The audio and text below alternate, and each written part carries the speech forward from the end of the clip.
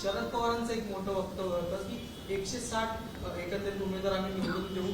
2 जण भेटली होती, राऊतसाहेब गणतरे तुम्हाला सुद्धा भेटली होती. नाही, एक सांगतो तुम्हाला, निवडणुका आल्यानंतर अशी लोकही भेटत असतात, पण त्या गोष्टी कधी आम्ही गांभीर्याने घेतल्या नाहीत.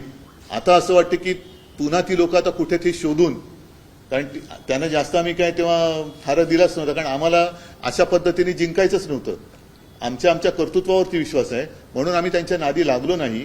आणि आता खरंच ते जे काय भेटून गेले ते पुन्हा कुठे सापडतायत, आणि सापडले तर त्यांच्याकडनं या गोष्टी आम्हाला ऐकण्यामध्ये आता रस आहे. तुम्हाला पण भेटली होती? नाही, मला ह्याच निवडणुकीत नाही, यापूर्वी सुद्धा अगदी जेव्हा आमची भारतीय जनता पक्षाबरोबर युती होती तेव्हा भाजपाचेच एक नेते ईव्हीएम कसं हॅक केलं जातं हे त्याचं त्यांनी इकडे आम्हाला प्रात्यक्षिक दिलं होतं.